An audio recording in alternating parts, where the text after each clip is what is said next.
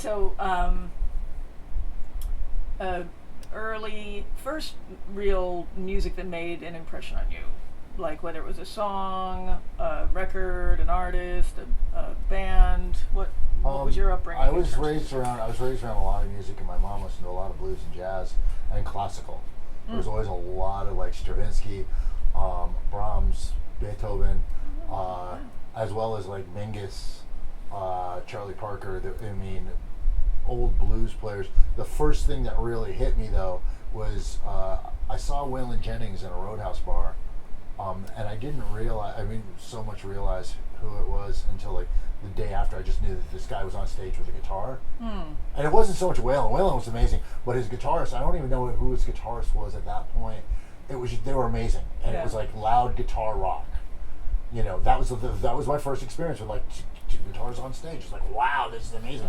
Other than that, like with pop stuff, it's like, God, if you think about what was around back then, like, it's like Bay City Rollers and shit like that, which you hear it, but it's, it's pablum. Yeah. But that, which was legit, like, for lack of a better word, outlaw country.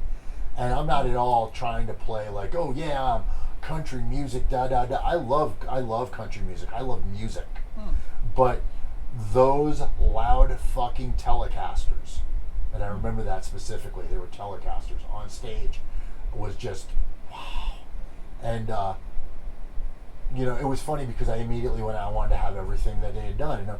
And when you do that, you find like maybe there's a couple songs that you really like as a young kid, and the rest of it, like the ballads and stuff like that, was kind of like, this is drippy. Yeah. But what that did is that got me to go to a record store. Yeah, and that's a whole new world, because then you have to think about it. When you're in a record store, who usually works in record stores? Record music. Teenagers. Okay. Oh yeah. Okay. So all of a sudden, I heard this other loud guitar music. And it was fucking Black Sabbath. Yeah. And I was like, oh, this is it. And then from Black Sabbath, it's like Motorhead. Right. And then it's like, it was just this snowball that picked up from there. And I think the main thing was the loud guitar on stage, and the idea of like, like, wow, these guys are the coolest guys in the room. Because really that's what it is. It's like, I've never been, even at my most, let's say, pretentiously artsy, like Die 116 era, I've never for once been like, oh, we're just like you. No. I'm on stage. We're the coolest people in the fucking room right now. Yeah. It should always be that way. Yeah. It's the only fucking thing that Paul Stanley and Gene Simmons are right about. That's it. Yes. I expect to hear from your lawyers. Right. All right? So, but that was just it. It was like, wow, these guys are so fucking cool. And I think a lot of that dialed into being a young kid at like, I think like fucking 8, 9 years old, of like really not being happy in my situation, as a young kid, and being like, oh my God, I wanted to get in the bus with them and fucking go. That was it. It was like, these guys are on the road, they tour, this is the coolest thing in the world, and then, like I said, it's like, I thought about this long and hard, because like, what happened, like, because like, I remember going out and buying a bunch of Waylon Jennings stuff, and there were certain things that like really stuck, like Lonesome Ornery Main, still one of my favorite songs of all time, and there were some other country artists that I really fucking totally loved, but, like I said, it was going into a record store where there was a bored teen who had heard of things like Black Sabbath and the Clash and the Ramones and the New York Dolls and like Iron Maiden and like, because there was anybody who listens to my guitar knows there's a fuck ton of metal up in there. Oh yeah, there is. Yeah. It's not all Dr. No and fucking Rick Agnew from the Adolescents. Those guys are huge influences on me. But there's a ton of Eddie Van Halen, fucking Randy Rhoads. So like people don't know Brad Gillis for fucking the Speak of the Devil record. Brad Gillis changed the fucking game guitar playing when he came out with that on that record. It's like there's a lot. It's like, to me, it's always been like fucking guitar players. It's like that's just one of those things. And then you get this influence from jazz where you hear horn players and piano players and stuff like, oh wow, I mean, I like the way that was phrased. I wonder if I can do that on guitar. But yeah, I think that the first thing really was that the first flake in the snowball was that live show, that Will and Jennings show, and that made me want to be like, I want to do this. I want to play music live, you know. And so then, when did you pick up a guitar? Oh, immediately the next day. The next day. Oh, there was a guitar at the house, and nice. I fucked around with it, but then I got like really like, you know, I was sitting there like, you know, back then we had you had the turntables that you could slow it down. So you take the record and you cut it down to fucking, you know, you could cut it down to, you know, 17. You could cut a 45 down to 33 and listen to it slow, and you figure the math. And you play, okay, this is what it is, but this, you understand what an octave is, okay? So you're playing it slow, and then you start to play it up to speed, and like, you know, that was one of the ways that I really like. I don't know if I'm as good at it as I used to be, but I could hear something and play it, and listen to it, and go, yeah, I know that. You know, but I mean, it's also algorithms and math, because you have to think about it. There's 12 notes. There's 12 notes in the chromatic scale. And I know people will argue about semitones and so on and so forth, but there's 12 bass notes in the chromatic scale. So there's only so many arrangements. Now, when you get into your time signatures, that expands it, but still, there's only so many. Right. If you're talking about the actual notes themselves, absolutely. Yeah. And then, you know, there's your embellishments and your augmentations and stuff. But that's, you know, when it comes down to bass root music, you know, I had a really good ear. I could listen to, you know, a Black Sabbath record and figure it out. Listen through a fucking Ramones record and figure it out. You know, it's kind of like, that was one of the things that I think, for a while, I became a huge shut-in of, like, you know, I would just sit and listen to music and figure things out. Did you ever take lessons? Yeah, I did. I took some lessons from some people, and then it was like, I always got the same thing. You're going to get better by just playing. You know, at one point, I think when I was working in nightclubs, and I was around like 19 years old, and I decided I was trying to like be a normal kind of person. And this is right before we had opened the squad. He was trying to be a normal kind of person. You just said, like, I'm trying to be a normal Well, I was going to go to school. I was like, I wanted to. Oh, like you want to have a school I wanted to I wanted to go to school, and I like, it was weird because I saw all these, like, people that had that life, and I was like, and my life was so chaotic from, like, living in the hardcore scene and sleeping on fucking park benches, and, like, I was living in Williamsburg in an apartment, you know, and I was working in a nightclub. I was working at the Palladium. And I was like, I want to go to school, but what do I want to go to school for? So I went by the new school, and I was like, oh, they have jazz classes. So I went and I started taking classes there, and it was funny because there were some kids that had trained there they were in the jazz field, but these were kids that also, like, I had known from the music scene, like they were in the metal scene, they were in the hardcore scene, and they were players. They were players, played, and one of the, you know, and I had been on tour at this point. And one of the teachers was like, yeah, one of the guys says that you actually have touring experience. I was like, yeah, I've been out a couple times. And he was like, why the fuck are you here? He goes, you're going to learn more playing. Get out and play. You know? Because you understand your theory and your modes. You understand how, you know, you understand time signatures. You understand all this. Like, you're not going to learn what you want to learn here. You know, that was like, kind of heartbreaking in a way, because I was like, oh, I just want to be a normal person and go to school. But I took that, and I really kind of sat down on my guitar and was like, you know, okay, well, you know, this was at the beginning of Absolution, because I wanted to do something. I wanted to do something different. You know, Absolution wasn't really meant to be a hardcore band. Nothing I've ever done has been meant to be like really a hardcore band. I just wanted to do music. Well, you don't have a typical hardcore style. Yeah. You know, I mean, so when you were talking about guitars, I just, like, when you were talking about the different bands and the different guitar players, I've always heard, because you kind of hit sort of like some atonal moments and your little, like, I hear like Voivod, I hear like Descendants, like I hear like like all that kind of stuff. I mean, you know, just Warren Payne was a big one with me. When I heard that, I was like, whoa, these guys are really, they're deep, they're going deep on it, you know? There was also other records, like weird records you won't find, I don't know if you find it, like Jag Panzer, Sirith Ungol. Like I think about like Yeah. really weird like stuff that Mhm. was like really kind of oddly mad. I Yes. remember going, oh God, this is great, because I remember going with Dave and Surgeon to go. Like I helped them hand out flyers for I think it was the show at oh God, what was that fucking? There was a place in Queens they played at in Astoria. But I ran into him on the way there. But it was like Exciter, Merciful Fate, and Motorhead. I went to see that show. Yeah, at the So I saw that at the Capitol Theater in New Jersey. Okay, Just I saw saying. that. I saw that here at Was it what's the venue on the Upper West Side? the Beacon? The Beacon, yeah, Oh. Yeah. That's like right around the corner. yeah, Yeah. yeah. I saw Yeah. that at the Beacon.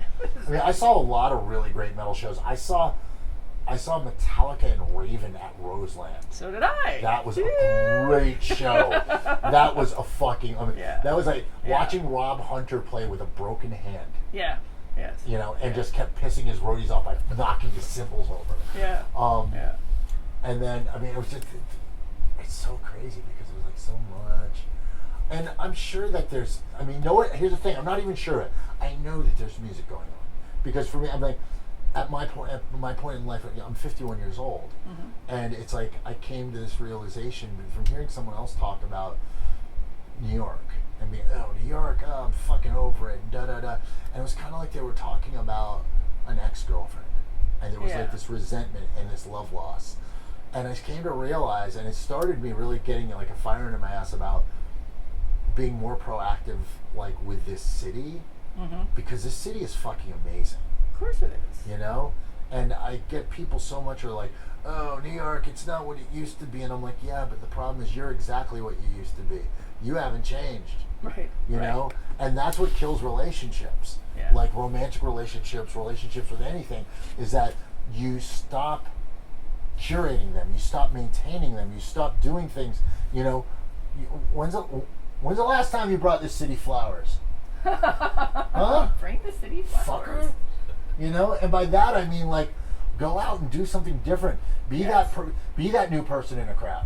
Well, You know? and don't see the city as one static thing. Exactly. That's really what happens. We get Exactly. like complacent and go, oh well, it's not the same that it used to be. It's like, well, what is? You know, and so and do your part. You wanted it to me Make it different. typified like New York City, like classic New York City. I know someone will be like, oh, a show at A7. Hell no. You want real New York City? The Door at the Pyramid Club circa 1985-86. Where you had, you know, Babyface, Happy, and then you had, Lady Bunny, and then you had Rabies, Jimmy Gestapo, Jimmy Drescher, Yeah. Three Hells Angels. Yes. That was fucking, Yes. to me, and I'm not trying to be nostalgic about it, but that was the plethora of New York, and Yes. that is still capable here. Yeah. That's what I saw. That's what I saw at that horror show last night. I saw this really beautiful mix of people, and it was like, this is what makes it great. Yeah. This is what really fucking brings it together. Yeah. And we get really homogenous about what we allow in. We develop this filter of like, oh no, I'm only about this, and that narrows you to the point of neurologically you become so narrowed down that you can't decipher anything on the periphery. So you're missing all of this out here. Right. And a lot of time this is where the growth is, and you have to turn into it to grow. If you want to. If you or want just to, go, New York sucks now. Yeah. Yeah. And I don't want to be that way, because here's the thing. I've lost relationships because of complacency. Mm-hmm. And that is the worst fucking heartbreak, because there's something you could have done. Yeah. Sure. The worst heartbreak is the one that's so fucking preventable. Yeah. That's mutually beneficial. Mm-hmm. Yeah. That brings joy to many people. And I think that especially now, what we need is joy to as many fucking people as possible. Yeah. Oh yeah. On many know? levels. Yeah, absolutely. On every fucking level. Yeah. On every level. And it's like, it's just, man, I'll call it like, I'm very open about like my age, because I know a lot of guys when they're like, well, I'm not gonna say it. I'm 51 fucking years old. You know, now if you do, Better than not. yeah, but if you do the math on that, I only got a certain amount of years, so they're gonna be putting me into a pine box, so to speak. So, Well, maybe life gets more yeah. vital for you when you Fuck actually yeah. have that thought. Fuck yeah, there's you know. there's shit I have not done yet that I want to, I want to be involved in, and there's What do you things. want to do? Oh, I mean, God, there's so much things I want to go back to. Like things I want to go back to Nicaragua. I want to go back to Puerto Escondido. Look, that's mostly surfing stuff, though. Mhm. I love surfing. I suck at surfing, but I love surfing. Do things you suck at. You don't get good. You don't get good at things by just, oh, I'm not good at it. I'm not going to do it. Yeah. It's worth it. It's Well, worth it. you mentioned growth before. There's also no growth when you just keep on doing the thing you're good at. Yo, It's like, comfortable, try. and growth very seldom go in the same sentence. Right. You know? Right. So Yes, it's- yes. But I have things that I need to finish, musically, artistically, business-wise. You know, I'm in a business that I love. Yes. You know, I own Physical Culture Collective, Diamond Heart Martial Arts, which I fucking love, and I mean, it's been a really, really challenging year over the past year, and I'd be like, oh, it's been a hard year for me. It has been a hard year, but I've also grown out of it, and I've seen a lot, and it was weird. I didn't go through it alone.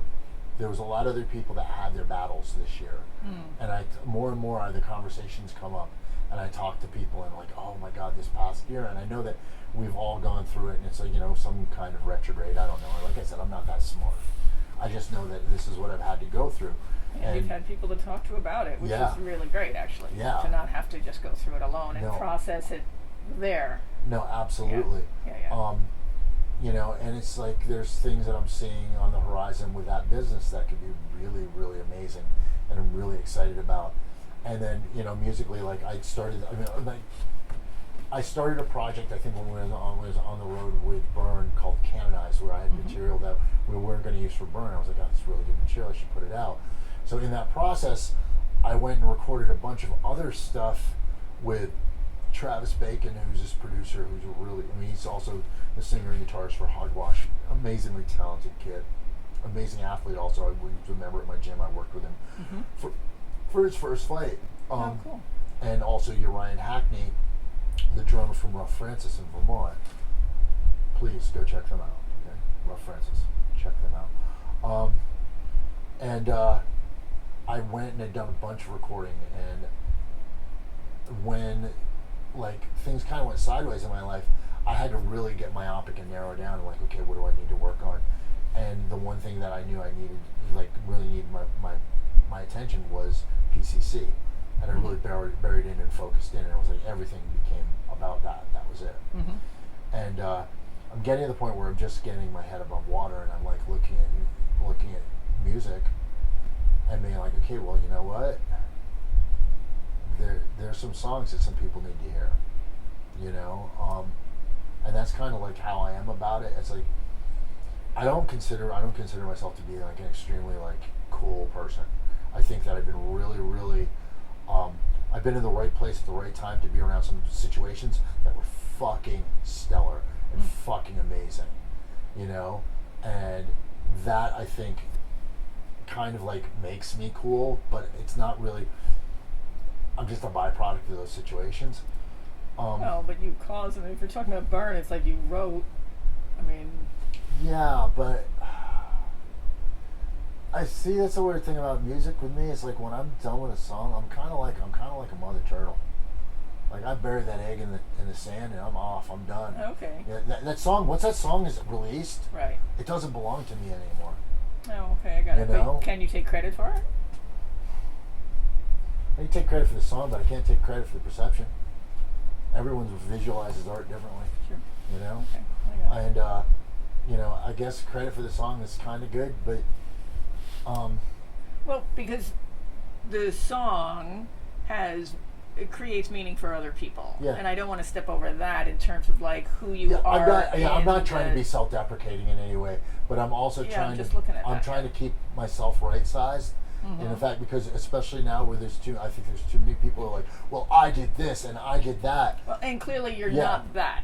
Yeah, Right? I don't. But will you take the fact that you're a contribution? Yeah, I'm Okay. honored. I'm honored by that. Okay. I'm Got it. honored by that, Okay. and I'm honored that I get to be that person. But like I said, it's it's like when I'm done with a song, I very seldom listen to my own material after I've released it. Okay. Because in my opinion, that song is off, and if that song stops, some kid from eating a bullet or some young girl from like cutting her arms to get the frustration out in some way, then it works. And that's kind of why I do it, because in a way it kind of helps me heal in the manifestation of making the music, when I'm finally done with it. And then once it's out, I've gotten everything. By the time I've released something, I've gotten everything I can get out of that song I for got me, it. Okay. with the exception of live performance. That's it. But yeah, in my opinion, is like after the song is released, it belongs to the audience. And it's just a weird way to look at it, I know, but it's just I think it's kind of what helps keep me right sized on things. So I've got this sort of visual of you sort of like writing a song and then just like walking away. Like that's sort of how Yeah. it strikes me. Okay. Yeah. I got Yeah. it. Yeah. And I'm not, like I said, I'm not trying to be like, oh, like I don't care. No, I care a lot. I fucking care. Maybe I care dangerously too much. But Yeah, I can tell that. Yeah. But to me, it's like it's what I can give, and if I hold on to it, I'm not giving it. No, that's my song. That's my song. That's my song. Right, because there's an opportunity for everybody else to get something else out of it. Yeah, Yeah. absolutely. It's like no one will look at no one will look at any of these album covers up here and see exactly the same thing. Right. Yeah. So it's that's, and I hope that's out there. I hope that if 3 people hear the song, it means different things to each person in their own way. Because that's kind of what to me what music should do is help to heal. It should help. It should be a cure in a way. And if that song can like hit you in a certain spot and make you like be like, I really relate to this, because this happened to me and this song reminds me of that, and this is kind of giving me a better view of that situation, then to me then that's successful. Yeah. And that's why I kind of do what I do, and it's tough too, because when you're working in a band, and that's one of the things I like about the Canonized stuff, is because I got to really kind of like curate. I use that word a lot. Curate and work with musicians. Like I got like Tucker Rule came in and did drum tracks. Manny Carrero, Uriah Hackney, Artie Shepherd came in. It was so funny because Artie came in and did backup vocals. Oh. And I'm sitting there listening with Travis, and I'm like, I listen to the vocals, and I'm like, yo, Travis, Artie's smoking me on my own song, isn't he? He's got such a beautiful fucking voice, such a good voice, and it's like, I just have such, Chris Enriquez from Spotlights played on the EP, like, and Chris threw himself fully into it, like such a passionate player. And is just so in love with music.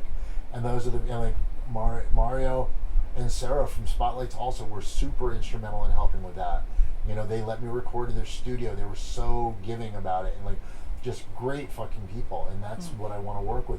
That was one of the cool things with doing that Burn record and having the opportunity to work with Death Wish, with Jake Bannon, who's just such an amazing artist. Yeah. And then Kurt Ballou, who's the guy who changed.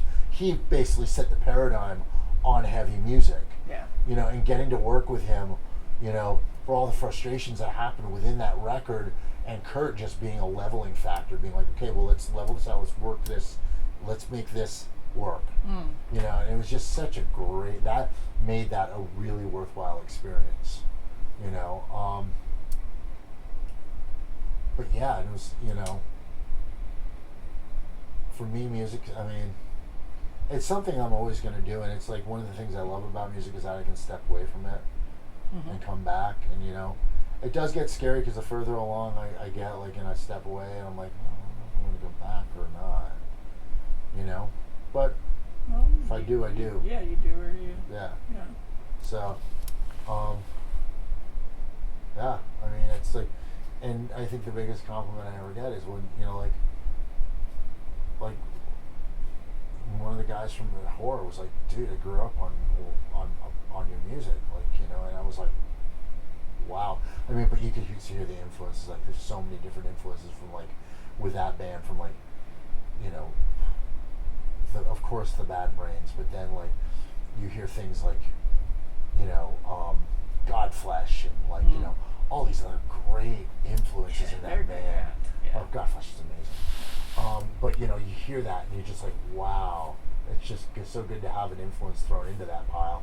Have to be part of that, that manifestation. But yeah, I mean, I was really impressed with that. And to me, it's like, that kid who comes up to me and says, like, you're the reason I started playing guitar. That is, that's a hard puller right there. That's like, so, yeah, I don't really plan on quitting music right now. I'm taking a little time, working on other stuff, throwing the ball for my dog, Nice. I guess somewhere in there I became I became the normal person that I'm supposed to be. It's a long path, but yeah, I got there. Yeah. What next? So you run is it like a training facility, or is it considered a gym? Well, and that does. I consider it so many things. Okay. To some people, it's the happy place. So you do train people Yeah. in certain modes of martial arts. And Yeah, we have jiu-jitsu, we have Muay Thai, both our jiu-jitsu and Muay Thai program are really strong. We have a really amazing strength and conditioning athletic development program that we run there, which is becoming more and more popular. We kind of use it just to help our athletes, not get injured, but gradually more and more people started taking the class because get you in shape. And the whole idea of my whole theory around it was like, well, listen, we want to make sure that the joint integrity of our athletes is strong, so that there's less a chance of injury. Yes. But people, some of our general population people wanted to jump in, and we started throwing them in, and I'd have people come and be like, well, I play tennis, I notice I'm able to play longer, and I don't get injured as easily. Oh, wow. And like, I move better, and this, that. So we're like, okay, let's start making this into a group fitness kind of thing, which we do, and it's been really, really popular. We use a lot of kettlebell work, a lot of sandbag work. It depends. Mostly a lot of movement. Just, I like, people are like, well, the stuff you do is really yoga based. Well, yoga's just movement. I'm not meaning to like diminish anyone's art as far as that goes. If you're a yogi, thank you, because to me that's like, there's going to be a huge uptick. My prediction is there will be a very, very huge uptick, and I'm about to go on the shit talk wagon, head first. But this whole, I'm going, fuck being careful with it. The whole body positivity thing, first off, is co-opted. It's been co-opted from cancer survivors. It's been co-opted from war vets who have lost limbs. Okay? Now, here's the whole thing. Healthy at any size. I do not believe that. Beautiful at any size. I fully fucking believe. I will never, ever question your fucking beauty. I don't care what fucking size you are. But scientifically healthy at any size is not sustainable.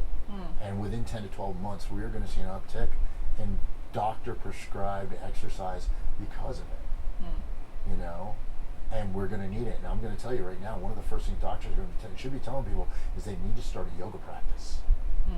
Because it's not only going to help with the movement and the metabolics, but also with the centering, because a lot of the times what you're dealing with someone who has this kind of problem is an unhealthy relationship with food.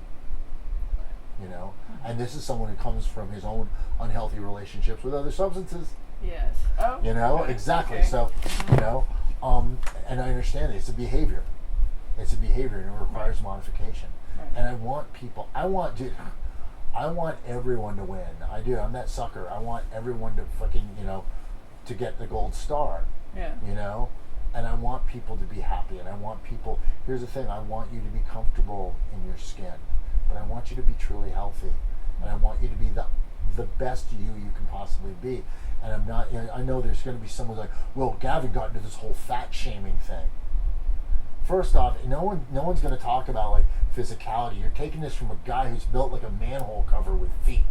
Okay, so it took me a long time to get comfortable in this shell. So, if I can get comfortable in this shell, I'm sure someone else can. And I do on a daily basis try to do things that improve my movement, that improve my cardiovascular capacity, that improve my health. Because here's the thing, I'm not trying to wear this thing out. If I go into that pine box, I want someone to look at me like, man, there's still a couple miles left on that thing. Yeah. You know? That's it. I'm not looking to wear it all out. You know, I train hard. You know? I do jujitsu, 3 to 4 days a week. I do Muay Thai 3 days a week. I strength train 3 to 4 days a week, you know, and for a guy who's 51 years old, I have to really be on top of what I do. I know someone's going to be out there, well, you're fucking overtraining. You know what? You're right. Okay? I have to really be on top of my nutrition. I have to be on top of my mobility. I have to be on top of my recovery. You know? Yeah. But here's the thing, too, is that I have the access and the ability to be able to do that because I own a facility. Right. You know, and I get that. You know, oh, well, you own a gym and da-da-da. Yeah, but the thing is, look, what I said, for someone to start a yoga practice, to start any kind of physical practice, and you want to talk about there's a ton of great coaches that are out there from Alan Roberts, Jeff Cavalieri, Martin Rooney, Steve Hollander, but of all of us, you want to know what? You want to know the one motherfucker who's lost more weight than anybody, more pounds per weight? Richard Simmons.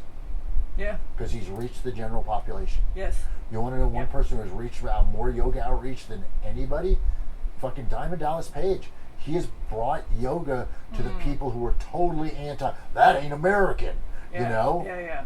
And those are the people that need it. Those are the people that should not be walled off and shut out. Right. You know? It's, and that brings me into the concept of the conversation that we nationally need to have because of what's going on. We have to have this conversation. Yeah. So, getting back to my point on, the term body positivity, stop co-opting that, especially because you're talking cancer survivors and war veterans. There's a terminology that the terminology for that is stolen valor. Okay, because you are at this position by choice, and no, I didn't choose to be this big. In a way, you did. Okay, but there are things we can do, and I'm not saying that everybody needs to be. Everyone's going to be 5'11" and 110 pounds. That's not sustainable either. Okay, but I'm talking optimization. I'm talking taking a load off of the medical industry that's going in right now. Yeah. If you look at what insurance is costing people, oh my fucking God. This is all preventative medicine that I'm talking about. Oh, sure. And I'm not saying, this isn't a big plug for PCC. Reach out. I don't care. You live in Michigan, you live in Nevada, you can't find a spot, hit me up at Physical Culture Collective at Gmail. Me and my friends will research and find a spot. I do that all the time for people. Hey, I'm looking for a jiu-jitsu spot. I'm looking for a place I can do yoga. I just moved to this neighborhood. I know, I should have a card that says Gavin Van Black. I know a guy. I can find, I will find a spot. Yeah. And if I don't find a spot, we can find people in your area that are looking for the same thing. You put together your own collective. There you go. Yeah. Nothing more punk rock than that. Yeah. No, totally. I got some dudes up in Albany that used to come down to my gym that have started that. They're like, well, what do we do? I said, go get yourself a cheap warehouse. Go get yourself some friends. Yeah. Everybody kicking a little bit of money every week. Okay, check out this company. Check out this company to buy gear. Go to Craigslist on a regular basis. Yeah. Stuff like that, and put it together yourself. Yeah. When I played guitar, it wasn't really Judge. It was like it was kind of like, I don't know, it was kind of Judge Light, but it was with Purcell singing, and we were out with Bold, and we were in the Pacific Rim. We played in Jakarta, and these kids brought me to a gym that they had put together. Oh, wow. And basically they had basically all of the weights were not cinder blocks, but they had cast their own weights in cement. Wow. On iron rods, and like they've done the whole thing themselves. I was like, you guys are awesome. That's I am a cool. spoiled twit. You know, it's like, wow. You know, because that's, I mean, to me, it's like, you know, desperation breeds that kind of genius. Yeah. Desperation and boredom. Mm-hmm. You know, Yeah. the two great artistic catalysts right Yes. there. Yes. Desperation and boredom. Yeah. You know. Yeah. You know. So, but yeah, I own a facility. I'm very, very happy with it. I love what we do. I love my staff. I love our members are friggin' amazing people. It's just a huge, just cross section of. We're in Bushwick, which Bushwick is just that cross section neighborhood. Yes. So it's like, you know, it's just a really good, open-minded, cool crew of people, and they're a blessing, and it's fun. It's just so much fun to teach this stuff, you know. And like every day you get that aha moment when someone gets it. It's just kind of like their eyes light up. They're like, oh my God, I can throw a really, really awesome roundhouse kick. Or, you know, I know how to throw this combination really well. Mm-hmm. And it's cool because it's play. That's all, you know, here's the thing. Martial arts is skill-based play that can be modified for either sport or self-defense. That's the way I look at it. What I teach is skill-based play, whether it's jiu-jitsu or it's martial arts. Even our odd objects classes have that play element to them. Mm-hmm. We need to. We need to play more. We don't. Somewhere between childhood and adulthood, we lose contact with the playground, and everything goes to shit. You know. Bring so back the playground. yeah, exactly, Yes. exactly. And Yes. you know, it's like, you know, that's what I've always kind of like. Ever since I've been in the fitness industry, what I always thought was lacking was like people need to play more. And there's a lot of great coaches out there, like Jason C. Brown, and again Steve Hollander's another great one. Frank Forensic from the Pacific Northwest. And a lot of what they do is skill-based play, you know, because here's the thing about it too, is like, and we talked about this earlier about like the whole gym model of like the Planet Fitness thing, like, okay, give us your money, there's your elliptical, go stare at that TV set. Right. That's a lonely fucking existence. Yes. Yes. One thing I love about martial arts gyms is that you interact with people. Yes. You know, we need to have that interaction because we're doing things more and more because modernity. Is that what's the term I'm looking for?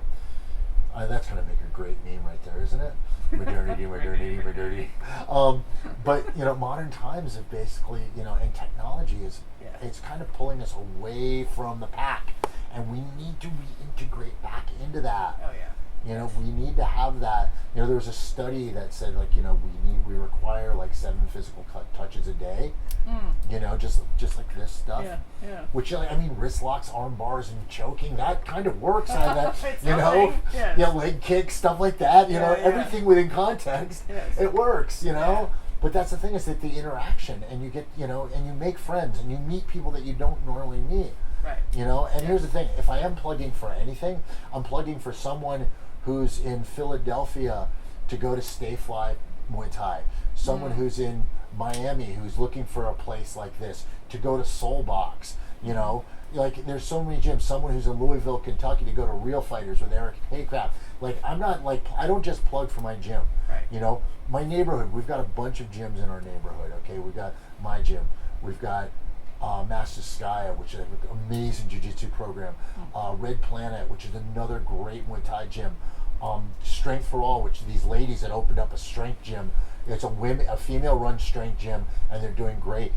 There's enough people for all of us to exist well. You know, sure. Yeah. There's enough people for. I'm not in competition with other gyms. Yeah. I'm in competition with apathetic lifestyles, shitty food, and too much time in front of the television set. That's my opposition. You know, if I can cut into that, I'm good with it. You know, Awesome. You know, so. Favorite song to work out to? Favorite song to work out to?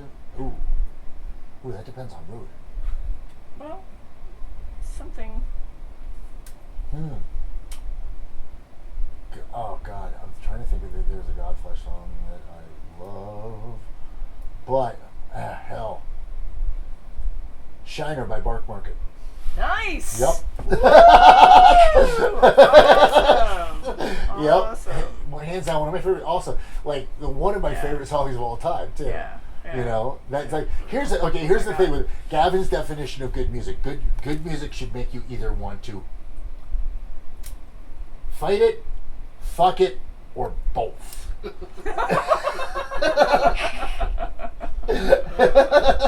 You know, that's just what it's like. There's that passion, that visceral passion, that whole album Elron has all of it. Yeah. You know, there's certain records. White Noise by Cop Should Cop, another one that I'm just like, Total Destruction, The Unsane, that's another great one. Yeah, it is. You know, that was that feeling, that first Chromax demo. That's that fucking feeling. You know, ugh, yeah. You know, so it's like, yeah. I mean, that there's so much. I mean, because there's also like, I mean, there's other stuff like Chemical Brothers and like, there's because we've got there's this one member, Danish Paramish, who's he's raised in Goa, and one day we're doing interval bag work, and he asked if he could throw on a playlist, and it was all this dope Bhangra music that is just. The rhythm section in that stuff is just so sexy. Wow. And it's just wow, just amazing. Yeah. You know? And that's I think that's a feeling I look for in anything, like whether it's visual, auditory, or physical art, is that feeling of like that makes your heart like that fucking crush. Yeah. You know, it's that like, oh my god, that is fucking lovely. That feeling, you know? It's that, you know, for me being an alcoholic, it was that first time I took a drink, like, oh yeah, this works, you know? It's like, that's that feeling. But the funny thing is that I never got that again with the other constant with alcohol and drugs. It's like, you know, it's you know, it goes from, you know, magic to madness to mayhem, or magic to maintenance to mayhem. Right. And yeah, with music, it's come back to like music and art. It's always come back to like there'll be that thing I'll listen to. Oh, there you are, that thing of beauty. Yes. It's nondescript, but it's a thing of beauty. Yeah. You know, and you know, with drugs and alcohol, you're just constantly trying to find that. You're trying to recreate that first kiss. Yeah. You know, and yeah, and music, it always kind of comes back. It's, you know, something that I've found. You know, and drugs and alcohol took that from me for a long fucking time. Yeah. You know, because it was all about drugs and alcohol. It was all about like, you know, trying to recreate that, like, you know, just, you know, that feeling, which it just never was. And that was a funny thing about like, when I think about it with like, you know, cocaine, and like cocaine use is kind of like, cocaine's like a lover that every time you go back to them, they're just more and more aloof, and then you know, you see your lovers out there with someone else having a good time, and you just get more and more resentful. You develop a resentment against the drug, so you start doing other things. Like you start cheating on your drug, and it's just not the same. Right. Yeah, it was just a really bizarre relationship with, you know, like if I think back about my drug career, but that's the one thing is like in music, like, you know, I went to go see Jake Bannon's band, Where Your Wounds, about a week ago, and that was that feeling because there was this depth and this beauty and this texture to this music that was just kind of like, it hit you just in the right spot. Well, music is giving. Yeah. I mean, the drug and alcohol. Yeah. Doesn't give. Yeah. Well, it's kind of, it's funny because it's like. I think it does. It's funny. I forget who I'm paraphrasing it, but it's like a low-level spiritual search. I think it was Carl Jung said that. And you know, and it's funny because nowadays, because I deal with a lot of acupuncturists and body workers, and they're the whole thing with ayahuasca. And they're like, you know, but it's a spiritual search. I'm like, well, I already did my spiritual search on tequila and cocaine. Right. You know, so it's kind of like, you know, my card's pulled on that one because my opinion is, and like people, you know, and I'll say this quite honestly, is that anything like that, ayahuasca, it's not going to give you the answers. It's going to highlight the fucking questions. You are still going to have to do the work. Yeah. You know? Yeah. And with me, the drugs and alcohol, it kept highlighting the questions, but I just wasn't reading them. Right. You know? Yeah. And finally, you know, you hit your bottom, which the bottom is only defined at when your rate of descent exceeds your ability to lower your standards. I have very low standards. And you hit bottom, and you're kind of like, well, it's either death or you got to figure this shit out. Yeah. And that's where the learning process started. Yeah. You know, and I don't for one second like want to be like, oh, I hate drugs and alcohol. I'm a huge fan of drugs and alcohol. Mm-hmm. I just don't use them anymore. Right. Monstrous fan of it. It Yeah. was a tool that worked for me for a long time. Mm-hmm. Stopped working. I didn't realize that it stopped working. Right. But you know, it did, and that was one of those things. It just like, you know, when you hit bottom, you know, you got to. That's where you rebuild from. You know, and that's like, in 17 years, that's what it's been. I wouldn't trade any good or bad times. Like, you know, drugs and alcohol took a lot of shit from me. Took a lot of friendships, a lot of relationships, a lot of endeavors artistically, a lot of things that I was very passionate about. I lost friends permanently. I'm not talking like, oh, they'll never talk to me again. Well, I'm talking, they'll never talk again, because we had a falling out over it, and they went away, and I never got to say goodbye to a lot of fucking people. Yeah. You know? Yeah. And that's something I carry with me. You know, and that right there is where you have to make a living amends and be like, you know what? You're dead, but I'm going to live in your honor. Mm-hmm. You know, I'm just not one of those people that will cry about someone's death, you know, because it should be kind of a light to us of like how fleeting this fucking is. Yeah. How little time we have. There it goes again. There it goes. There it Right. goes. There it goes. You know, that minute. Yeah. You know, how little time we have to do really, really awesome things, to inspire other people to do really, really awesome things, Yes. and continue that proper domino effect. You know? Totally. And That's the show. so thank you for your Thank you so much. thank you for your passion. Thank right? you. So that's really what comes through. And you've had I love your narrative about your life experiences, right? It's like what you got out of, Yeah. but you've managed to have this way of telling it where it's all important, as opposed to that's part of my life, I don't want to talk about that or anything like that. Like, it's really obvious that you I have to love talk your about life. it because there's someone else Yeah. that's going through something Yes, similar. yes. And they're looking and they can't find the fucking doors, they can't find the windows. Yes. All the lights are off. Yeah. And you know, if I could just tell that person, listen, it's okay, the lights are off, you can't find the doors, you can't find the windows. Yeah. Take a minute and just sit still and breathe for a second. Yeah. Look, there's a window. Okay, good, let's go. You know? Yes. I have my experience, and if I can't give my experience to somebody for their benefit, then it doesn't do any. Then I'm dead already. You know. Yeah. You're not dead. Thank you. Thanks. Yay! Woo! Awesome. So let me just do this. Yes. Gavin Van Black. Oh God, please. Do it again. I'm gonna do it again. Gavin Van Black, rocker for life. Keep rocking, folks. Awesome. You can tag it once more if you want. I want to do the beginning again, just because that was Yeah. weird. So I'll just, Okay. So, welcome to Rockers for Life. My guest today is Gavin Van Black. Ta-da! Awesome. Okay, I think we're good. Wow. Deep. What's that? Some good stuff. Good. That was great. That was really, Good. really Like I wonderful. said, Thank it's you. like I said, if someone can hear that and it stops it from blowing your brains out,